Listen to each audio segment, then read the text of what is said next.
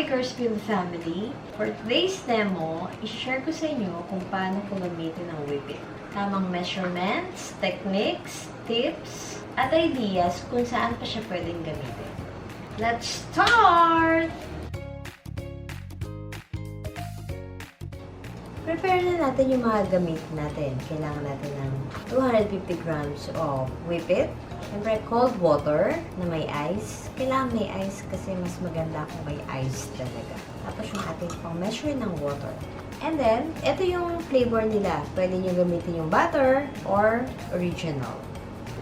Ngayon, kailangan natin ng 250 grams of Whippit, 30 ml of cold water, and then, lalagyan natin siya ngayon sa ating mixer.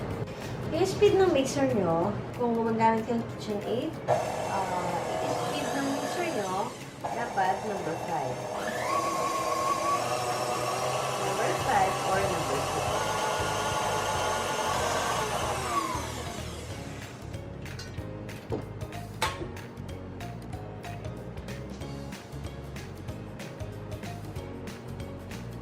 Very, siya, di ba? Stable. Yung ganyan. Dapat ganyan siya. Mga pang flower piping. Dapat ganito. Pero syempre, pag kayo pang coat ng cake, hindi dapat ganito yung ating pang coat. So ngayon, papakita ko sa inyo kung gaano talaga siya ka-stable sa paggawa ng flowers. Kailangan natin ng piping bag, syempre. Ng piping tips, kasi ginagamit yung piping tips para sa yung flowers. Ako ginagamit ko 104 para sa aking rose, mga roses. And then, a small piping bag lang. Gawa tayo ng flowers para naman makita niyo talaga kung gano'ng ka-stable tong ating Whippit. Very friendly to. Alam niyo ba kung gano'n ko na siya katagal ginagamit? Ginagamit ko na siya for 6 years na ngayon. Talagang never niya ako napahiya. Kahit bumiyahe pa to ng from dito sa place ko, Paranaque to Bulacan. Dito natutunaw, kahit mainit yung araw. Ang tips ko lang na sasabihin sa inyo, kung ibabiyahin nyo siya ng malayo, kasi syempre, di ba, pwede siyang gamitan ng milk na malamig, pwedeng water. Iba gumagamit pa ng mga soft drinks na walang kulay, mga Sprite, ganyan. Pero, sinasuggest ko lang, ang gagamitin nyo, water lang. Pagka kasi ganyan, iwas tayo sa contamination.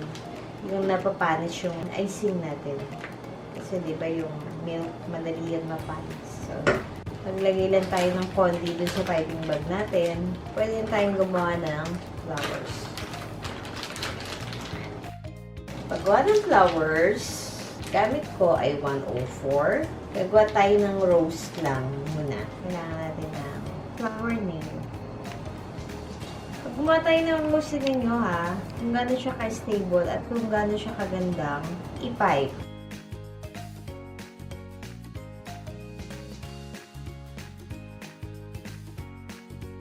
Kung gano'n kaganda lumalabas yung mga flowers nyo. Hindi talaga siya bumabagsak. Pag gumawa kayo ng flowers, maganda siya.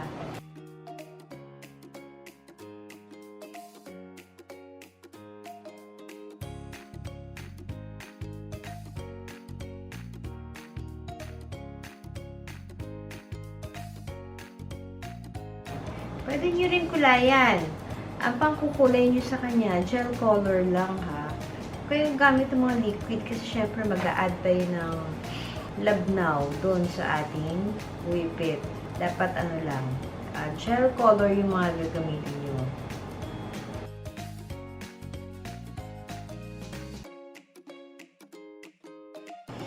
See kung gaano siya ka-stable. Hindi yan mababagsak. Kung marami kayong gagawin, pwede nyo siyang lagay sa isang lalagyanan. Gagawa pa tayo ulit ng isa. Mag-a-add ako ng gel color para makita nyo pagka meron na siyang kulay.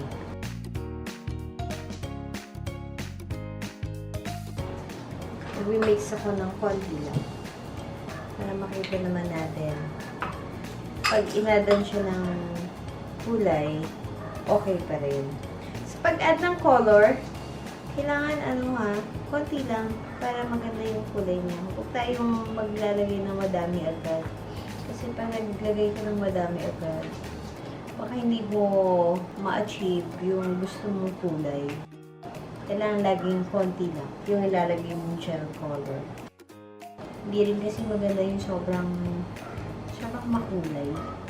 Add lang tayo niyan para makita nyo, pagka inadan siya ng gel color, stable pa rin siya para sa paggawa ng flowers. So, ulit tayo ng piping bag.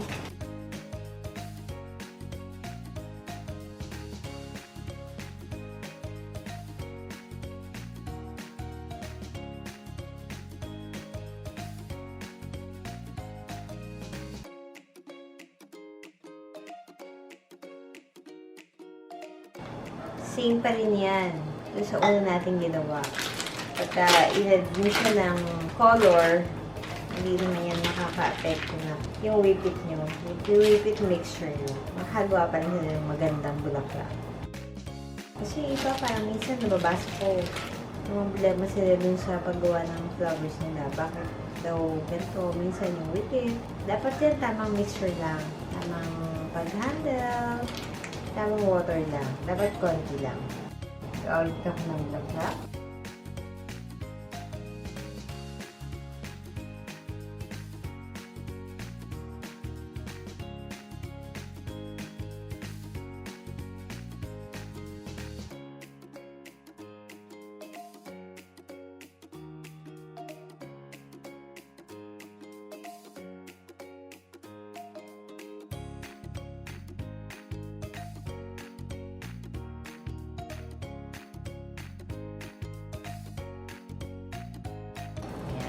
Nakita nyo kung gaano siya kaganda pag ipinapipe nyo siya pag gumagawa kayo ng flowers.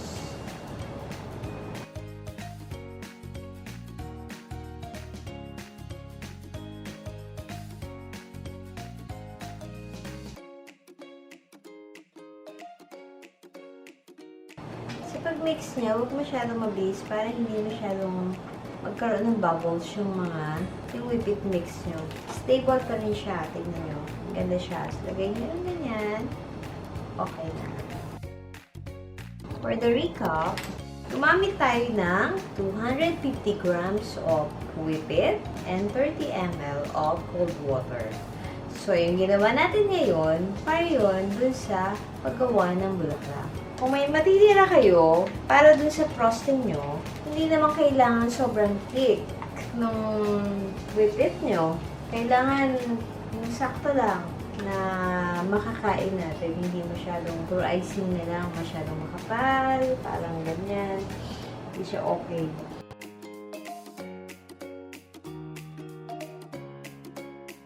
So, sa paggawa naman ng frosting para sa cake nyo, yung i-coat natin sa cake nyo, yung sa 250 of whippit, mag-add kayo ng water na konti lang. At tayo ng 10 ml of water para sa cake frosting. Pang-coat ng cake natin. Same pa din yung procedure. Dapat konti lang yung dahan-dahan natin pa rin i-add yung water natin. Siyempre, para hindi siya natalsek. Hindi siya maging ma-mixture lang siya.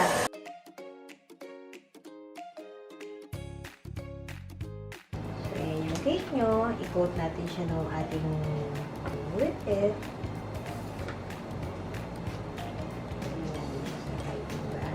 Mas madali. Madali kasi mag-coat kung nilalagay sa piping bag yung yung icing.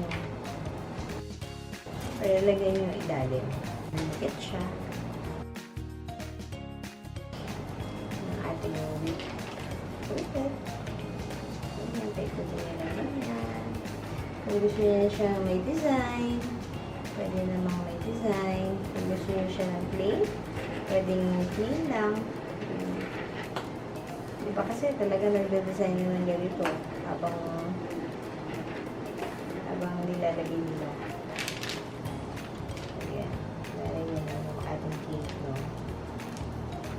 Lagyan na natin siya. Napakadali niyang i-apply. Kahit sa toong cake, madali talaga siyang i-apply. Very ano lang.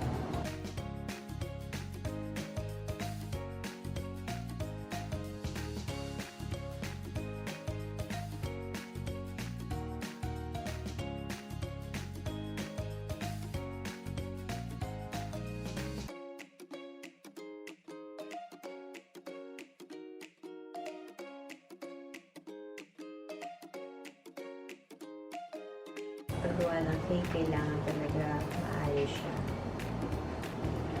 Diba? May design na siya agad. Ganyan technique, may design na agad siya.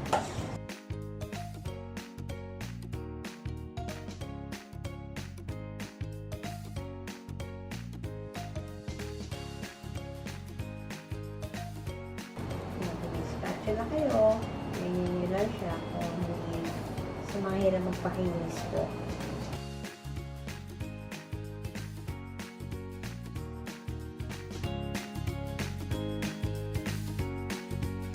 Siyempre, pagka gumawa kayo, kung inisa natin ng konti para maganda naman yung ating presentation. Ginawa akong flowers. Lagay natin siya dito.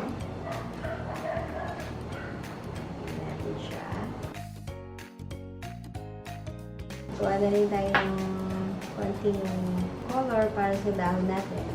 Para makumpleto na. Add lang tayo ng konting green, konting yellow.